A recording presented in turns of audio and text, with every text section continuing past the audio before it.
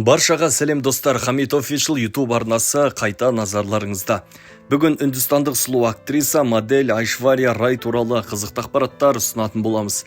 Сымбатты келбетімен де, талантты өнерімен де бірден көзге түсетін, әрі көп талқыланатын актрисаның жеке өмірі, байлығы, қиындықтары туралы осы видеодан толық біле аласыздар. Әзірге арнамызға жазылып алыңыздар, ал біз бастаймыз. Айшвария Кришнарадж Рай 1973 жылы 1 қарашада Үндістанның Мангалор қаласында өмірге келген. Оның әкесі сауда флотының офицері, ал анасы жазушы болған. Байғотты отбасында туылған қыздың өзінен үлкен Адитя есімді ағасы да бар. Бала кезінен Айшвария ән мен биге әуес болады, сондықтан анасы оны би үйірмесіне қатыстырады. Өнерден бөлек сабаққа деген зейіні ерекше болатын. Жастайынан үнді, тулу, маратхи, тамил және ағылшын тілдерін жетік меңгереді. 1983 жылы олар отбасымен Бомбей қаласына көшіп келеді. Дәл осында өнерлі қыз бай бағландардың балалары оқитын мектепте білім алады. Оқушы кезінде ол ветеринар болуды армандайтын. Көп замай Жайхинд колледжінде, әрмен қарай Ропарел колледжіне ауысады. Оны тәмамдап университет қабырғасында архитектура мамандығы бойынша білім алады. Десе де бойжеткен қыз модель болу мақсатында мамандығын ауыстырады. Оның сұлулығы талай жігітті естен тандыратын. Университет ішінде көпшілік оған жиі тамсанып қарайтын еді. Айшвария өнерге бет бұрам деп еш ойламаған. Десе де бір күні модельдерді даярлайтын агенттіктен шақырту келеді. Осылайша фотомодель ретінде бірнеше суретке түсіп кастингтен бірінші болып өтіп кетеді. 1994 жылы Айшвария Рай Мисс Үндістан байқауына өтінім береді. Көп ұзамай сайысқа қатысып, екінші орын алып қалады. Десе де ол көңіл күйін түсірмей, әлем сұлуы байқауына өтінім тастайды. Және де байқаудың жеңімпазы атанады. Байқау оңтүстік Африкада өтіп, ақтық кезеңге әлемнің ең сұлулары жиналған болатын. Дегенмен сұлу да тартымды Айшвария бәрінен озып, әлем сұлуы деген тәжді басына тағады. Осы уақыттан бастап оған түрлі танымал брендтерден ұсыныс келеді, яғни Вагуэ және Пепсидің жарнамаларына түседі. Айшвария алғаш рет тамил тіліндегі Тандем фильмінде дебюттік рөл сомдайды. Осы кинода актриса екі образды бір өз сомдап шығады. Көп замай Болливудқа шақыртылып, Алаяқ ғашық киносында ойнайды. Дегенмен бұл кино көп сынға ұшырап, табыс таба алмай қалады. Алайда Айшвария Star Screen Awards премиясында арнайы статуэткаға ие болады. 1998 жылы жазықсыз жалған, ал 1999 жылы мәңгілік сенікі драмасына түседі.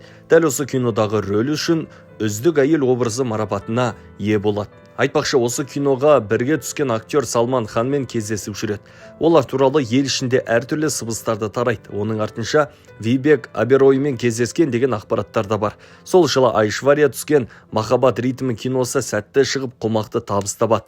Уақыт өте ақыл мен сезім және өлімге әкелетін мереке драмаларына түседі. 2000 жылы Шахрухан екеуі Махаббат құмары фильмінде жаңа образ сомдайды. Бір қызығы, Шахруханның көзі Айшварияның көздеріне ұқсау үшін көгілдір линза тағуына тура келеді. Себебі сюжет бойынша олар туысқан еді. Сол жылы Шахрух екеуі түскен ғашықтар мелодрамасы да жарық көреді. Осы киноның трейлерінде Айшварияны мүлдем көрсетпеген. Сондықтан болар көпшілігі актриса Каджол басты рөлде ойнайды деп болжаған. Фильм премьерасы өткен кезде бәрі Айшварияны көріп таңғалып қошемет тұрған екен. Оның артынша актер Абхишек Баччанмен бірге махаббат туралы бір-екі сөз драмасына түседі. Алайда бұл фильм табыс таба алмай шығынға ұшырайды. Дәл осы кинода Айшвария болашақ жары Абхишекпен алғаш рет танысқан еді. Десе де бұл уақытта араларында ешқандай сезім болмаған. 2002 жылы актриса Девдас киносында Шахруханмен бірге екінші рет рөл сомдайды. Дәл осы фильмдегі Парвати образы Айшварияның актрисалық қырын жаңадан аша білді. Сондықтан болар Фильмфейр марапатында арнайы номинацияға ие болады. Оның сұлулығы тек Болливудты емес, Голливудты да таң қалдырғаны жасырын емес. 2003 жылы сұлу актрисаны Канн кинофестивалінің қаздар алқасы құрамына шақырады. Ол Америкаға барған тұста L'Oreal, Coca-Cola және Дибери секілді танымал брендтер жарнамаға түсуге ұсыныс жасайды. Бұл уақытта актриса Үндістанда түсірілген 10 шақты фильмде басты рөлдерді сомдайды. 2004 жылы Айшвария Рай Америка мен Үндістан бірлесіп түсірген қалыңдық және алдын ала пікірлер мелодрамасына түседі. Осы киноға түсу үшін актриса Уилл Смит басты рөлде ойнаған Жол ережелері Хичтің әдісі фильмінен түбегейлі бас тартады. Тіпті образға келу үшін 9 килограмм салмақ жинайды. Актрисаның бас тартқаны жақсы болған себебі осы мелодрама 25 миллион доллар табыс табады. Сәтті шыққан туындыдан соң тағы да Голливудта түсірілген Дәмдеуіш ханшайымы драмасында ойнайды. Айтпақшы, актрисаны Троя киносына түсуге де шақырған, алайда тым ашық сахналар бар болған үшін келісім бермеген. 2005 жылы Айшвария түскен Банти және Бабли комедиясы да Үндістан прокатында жақсы табыс табады. 2006 жылы актер Ритик Рошанмен бірге Байгерлер киносының екінші бөліміне түседі. Дәл осы киноға актер Абхишек Баччан да түскен. Фильмнің түсіріліміне Айшвария мен Абхишек арасындағы сезім пайда болып, жасырын түрде кездесіп жүреді. Байгерлер киносы 32 миллион доллар табыс тауып, 2006 жылы Үндістандағы ең басты кино болды. 2007 жылы Айшварияны тағы да Голливудтық фильмге түсіруге шақырады. Бұл жолы актриса соңғы Легион тарихи драмасында танымал актерлармен бірге рөл сомдайды. Осы фильмде төбелес сахналарын ойнау үшін актриса арнайы жекпе-жек стильдерін үйренген. Өкінішке орай 67 миллион доллар қаражат кеткен тарихи фильм кинотеатрдан небәрі 25 миллион доллар табыс тауып шығынға ұшырайды. Сол жылы актриса жеке өміріне көңіл бөліп, Абхишек Баччанмен шаңырақ көтеретінін хабарлайды. Бастапқыда Абхишектің әкесі Амитабх Баччан бұл некеге қарсы болады. Тіпті екеуінің жұлдыздары сәйкес келеді ме деп арнайы астрологтарға жүгінген екен. Нәтижесінде бұл жұптың жұлдызы тура келіп екеуі отау құрады. Екі жастың тойы туралы Үндістандағы миллиард халықтың баршасы ауыздарынан суы ағып тұрып өсек қылады. Себебі бұл тойға 35 миллион доллар қаражат кеткен. Актрисаның тойда таққан әшекейінің өзі қымбат тастардан арнайы жасалынған. Бір тастың өзі 1500 долларға жасалған. Олардың тойы 3 күнге созылып, барша журналистер мен халықтың қызу талқысына түседі. Актриса бастапқыда қайнатасы мен енесінің үйінде бірге тұрады. Кейіннен Абхишек екеуі бөлек шығып, қайтадан фильмдерге түсуге кіріседі. Бұл уақытта актриса түскен арандатқыш, Лакнаудың сұлуы, Джодха және Акбар, Саркар Радж фильмдері экрандарға шыққан еді. Джодха және Акбар тарихи драмасын түсіру кезінде актриса көзіне қоңыр түсті линза тағады. Оның көзінің шынайы түсі көгілдір болғандықтан образға тура келмейтін еді. Ал Саркар Радж криминалды драмасында күйеуі Абхишек және қайнатасы Амитабх Баччанмен бірге рөл сомдайды. 2009 жылы Айшвария тағы да Голливудқа жол тартады. Бұл жолы актриса Америкада түсірілген Қызғылт Пантера комедиясының екінші бөлімінде рөл сомдайды. Негізінде осы киноға Соня образын бастапқыда актриса Бипаша басы ойнау керек болған. Дегенмен ол түспейм деген соң Айшварияға ұсынған. Фильм өте сәтті шықты және 75 миллион доллар табыс тапты. 2010 жылы Айшвария Рай түскен Робот Шаун тағдырмен ойнау, шалбарыну және Сайтан триллері экрандарға шығады. 2011 жылдың басында актриса өзінің жүкті екенін хабарлайды және көптеген түсірілімдерден бас тартады. Сол жылы 16 қарашада Айшвария мен Абхишектің Аратхия есімді тұңғыш қыз перзенттері өмірге келеді. Бала тәрбиесімен үйде болған актриса 4 жыл көлемінде ешқандай фильмдер мен жарнамаларға түспейді. Себебі босанған соң шамалы толып кетеді. Мұны көргендер кезінде әлем сұлу болған қыз енді Үндістанның масқарасы болыпты деп өсектейді. Тіпті актрисаға ауыр жазбалар жазған екен. Осыншама хейт болса да актриса мен үшін бірінші орында отбасым, қызымды аман есен өсіру, қалғаны кейін деп жауап береді.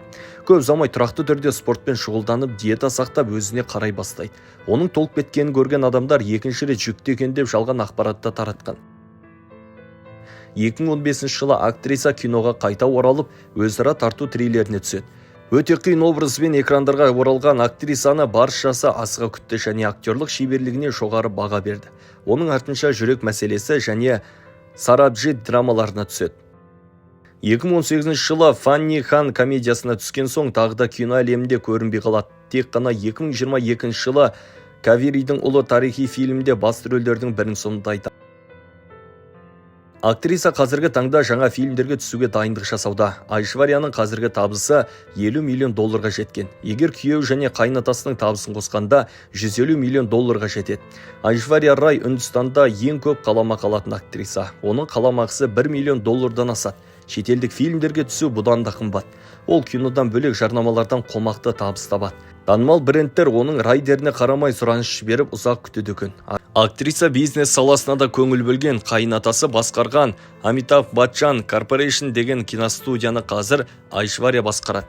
Қайнатасы бұл бизнесті келіне сеніп тапсырған. Қазір Айшвария мен күйеуі Абхишек Мумбай қаласындағы ең қымбат Skylark Towers тұрғын үйінің 37-ші этажында тұрады. Олар бұл үйді $7 миллион сатып алған. Одан бөлек $3 миллион алған тағы бір коттедждері бар. Жарасымды жұптың Америкада және Дубайда үйлері бар. Оның гаражында Mercedes S-Class, Lexus, Audi секілді көліктер бар. Айшвария қымбат брендтерден киінет және әшекейлердің ең сапалысын тағады. Оның қолындағы швейцариялық сағаттардың құны $10 000 жоғары тұрады. Актриса қайырымдылық жұмыстарына да көңіл бөледі. Көбіне үндістандық қыздардың білім алу үшін мектептер салуға қаражат аударып отырады. Тіпті аз қамтылған отбасылардың қыздар үшін жеке мектепте ашқан. Айшварияның шынайы боямасыз сұлулығы әлі күнге дейін ел аузында. Оның ерекше көгілдір көздері туралы көпшілік жиі айтады. Айшвария Рай Кан кинофестиваліне қаздар алқасына шақырылған үндістандық алғашқы адам және Мадам Туссо музейіне мүсіні қойылған үндістандағы алғашқы адам.